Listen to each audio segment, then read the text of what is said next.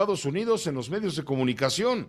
Se ha mencionado que los 4 ciudadanos estadounidenses tienen antecedentes penales relacionados con tráfico, venta y consumo de droga, así como portación de arma de fuego. Un poco más adelante le voy a explicar lo que se ha publicado en los medios de los Estados Unidos sobre estos antecedentes penales de los 4 estadounidenses. Pero permítame entrar en contacto en este momento con el periodista Héctor de Mauleón.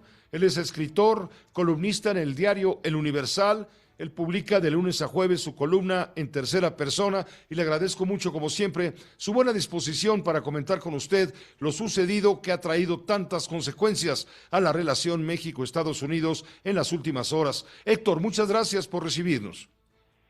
Pepe, gracias por la invitación. Buenas tardes.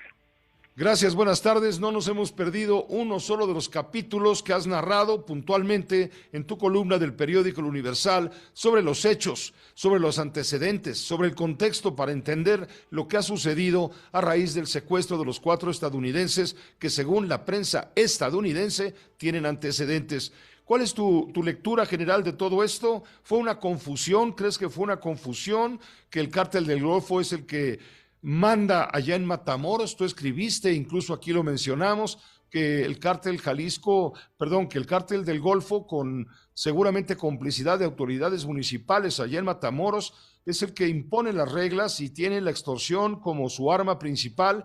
Hasta los que venden pollos se ven sujetos a ese tipo de chantajes y de extorsiones. Ese es el contexto en el que ocurre el episodio.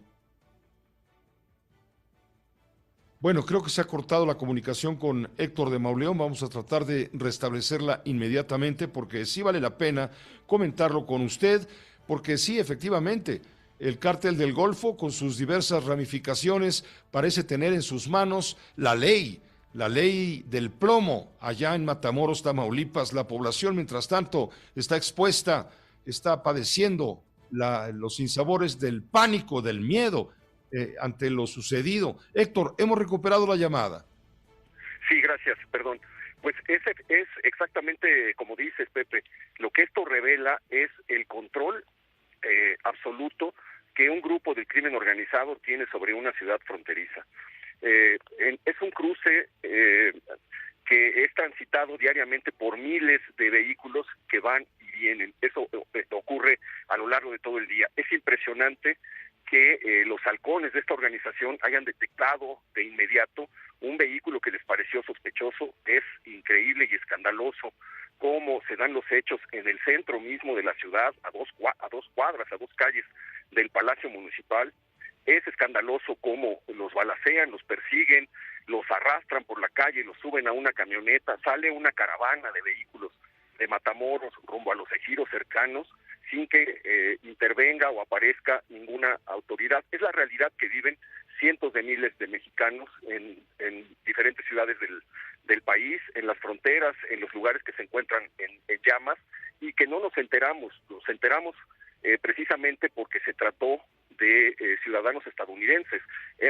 ¿Cuántas veces no aparecen en las redes sociales imágenes de levantones, de gente que se llevan, de los que no volvemos a saber, y probablemente tampoco nos interesamos demasiado? Hemos naturalizado que esto esté ocurriendo en México. Nos enteramos porque pues se sube a redes sociales el viernes. No pasa absolutamente nada durante todo el viernes, durante todo el sábado y durante todo el domingo, hasta que el FBI lanza un comunicado y ofrece una recompensa diciendo que se trata de ciudadanos estadounidenses. Y a partir de ahí, pues comienza la reunión del embajador con el presidente, las llamadas al gobernador que estaba descansando el fin de semana mientras Matamoros estaba en llamas, estaba practicando el alpinismo, y pues se va develando una historia que es de verdad increíble. Cómo se los llevan a una casa de seguridad en donde dice una de las sobrevivientes que había otras personas que tenían amarradas, de las cuales no sabemos absolutamente nada. Cómo al darse cuenta de el error que habían cometido, los llevan a un hospital intentando salvar a las 2 personas que iban heridas. Cómo aparece entonces un hospital que se dedica a atender a los heridos o a la gente que le lleva un cártel del narcotráfico. cómo probablemente el mismo grupo criminal, al sentir la presión, hace una llamada anónima entregando la ubicación de donde están los sobrevivientes y los muertos, y luego cómo el mismo grupo, tratando de bajarle de manera pueril, infantil, la presión al problema que ellos mismos crearon, deciden entregarlos con una cartulina y amarrados para que pues tengamos la lectura de que quien hace justicia no son las autoridades de Tamaulipas ni las autoridades federales, sino que quienes hacen justicia son los mismos integrantes del cártel. Me parece que lo que deja ver el caso de lo que pasó en Matamoros es la imagen de un México terrible, de un México bárbaro, que se encuentra totalmente invadido con la lasitud que el gobierno ha tenido frente a los cárteles, con una presencia criminal que se extiende a lo largo de ciudades, de fronteras, de costas, de municipios. Vimos en las elecciones de 2021 cómo de manera impúdica los cárteles palomearon, censuraron, secuestraron, golpearon, impusieron a sus candidatos. Vimos cómo esos candidatos tomaron posesión de sus cargos y hoy no le responden totalmente a un partido político, el que sea, sino a los jefes criminales que los pusieron. Entonces creo que esto, aparte del conflicto diplomático, político y de seguridad que ya desató entre México y Estados Unidos, revela una realidad de un México que es el México en el que estamos metidos, que es el México que vive bajo la bota de estos grupos criminales. En Matamoros ya es sabido cómo el cártel del Golfo tiene bajo renta, bajo cuota, con cobro de piso a empresarios, a comerciantes, desde los más humildes vendedores de la calle hasta quienes tienen restaurantes, hoteles, bares, empresas, hospitales, etcétera, que están sometidos al criminales. Y tú revelabas recientemente también, hace un par de semanas, que hay una sospechosa actitud por parte de las autoridades del ayuntamiento, en este caso específico de Matamoros, porque de otra manera no se entiende la impunidad con la cual actúan estos grupos delictivos. Pues, todo tiene que ver con las elecciones y la manera en cómo los cárteles fueron en las elecciones recientes.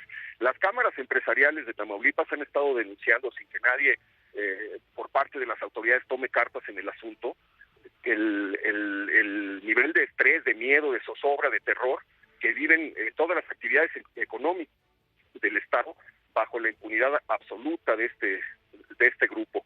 En este caso apareció el cártel del Golfo, pero también está el cártel de Sinaloa, y también está la familia michoacana, y también está el cártel Jalisco Nueva Generación, todos ellos haciendo lo mismo en amplísimas zonas del país. Creo que ahora lo que viene es que se escaló en el nivel de tensiones entre México y Estados Unidos a consecuencia de la introducción de fentanilo por los cárteles mexicanos, que ha dejado entre 70 y 100 mil muertos por año durante los últimos años.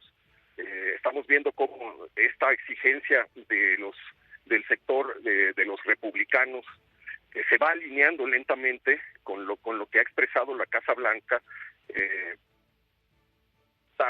con lo que ha expresado el exfiscal o el exprocurador general de los Estados Unidos, quien dijo que el presidente de México era el facilitador en jefe de los cárteles, y se va alineando con la intervención ya del FBI, que pues en su campo de visión entró por lo menos ya lo que está pasando en Matamoros.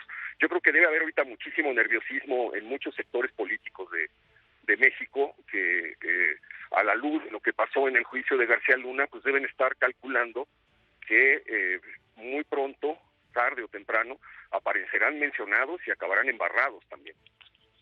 Héctor, te agradezco muchísimo el haber compartido todo este análisis con la audiencia de Grupo Fórmula también. Te leemos todos los días, dicho sea de paso, no nos perdemos tus columnas en el periódico El Universal. Mil gracias, Pepe. Te mando un abrazo muy fuerte y a tu auditorio también. Igualmente para ti, gracias.